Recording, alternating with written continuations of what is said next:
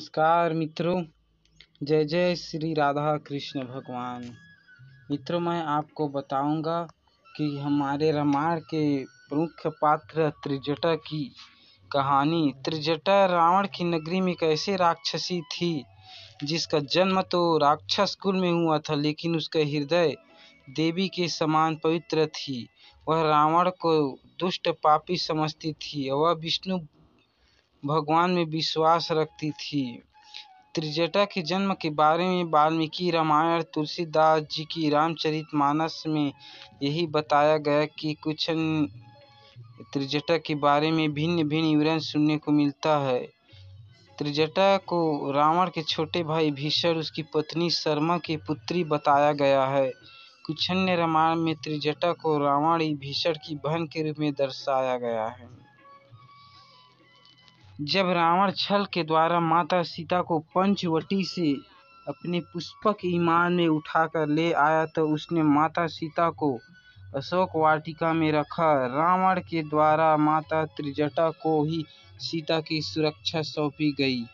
सभी राक्षसियों का प्रमुख बनाया गया। रामायण में त्रिजटा की भूमिका भी यहीं से शुरू हुई, जिसमें उसने स्वयं के चरित्र को ऐसा दिखाया जिससे वह आम जनों के दिल में हमेशा के लिए बैठ गई।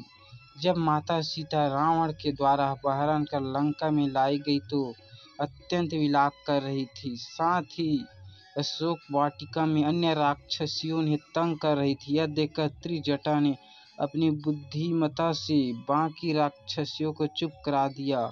माता सीता को ढांढस बंधाया। त्रिजटा के कारण ही माता सीता को उस राक्षस नगरी में रहने की शक्ति मिली, उसका विलाप कम हुआ। त्रिजटा रावण की सेविका थी, लेकिन भगवान श्री राम की विजय में विश्वास रखती थी।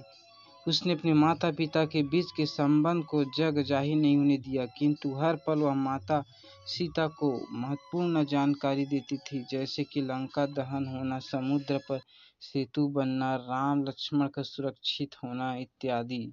त्रिजटा के द्वारा समय समय पर माता सीता की जानकारी देते रहने से उसकी हिम्मत बंधी रहती थी। अंत में भगवान श्री राम दशरथ रावण के बीच भयंकर युद्ध हुआ, उसमें रावण मारा गया। उसके पश्चात भीषण को लंका का अधिपति बनाया गया।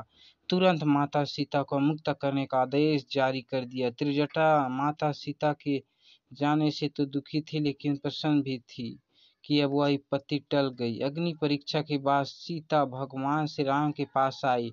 माता त्रिजटा के वात्सल्य प्रेम के बारे में बताया। यह सुनकर सभी बहुत खुश हुए। भगवान राम, माता सीता ने त्रिजटा को इतने पुरस्कार दिए कि जीवन भर उन्हें कुछ करने की आवश्यकता नहीं थी। साथ ही त्रिजटा को लंका में भीषण के द्वारा अहम उत्तरदायित्व उचित सम्मान दिया गया। त्रिजटा भगवान राम, माता सीता के पुष्पक विमान में बैठकर अयोध्या भी आई थी। कुछ दिन तक उसके साथ रही थी। कुछ रामायण में लंका विजय के बाद वह बताया गया कि भीषण ने भगवान हनुमान से अनुरोध किया कि उनकी बेटी त्रिजटा से विवाह कर ले। उसके बाद हनुमान ने त्रिजटा से विवाह किया, जिन्हें उन्हें एक पुत्र तेगनग्गा प्राप्त हुआ। दोस्तों, यह था एक छोटा सा जानकारी। अगर पसंद आए तो चैनल को सब्सक्राइब करें, बेल आइकन को प्रेस करें। देखने के लिए धन्यवाद।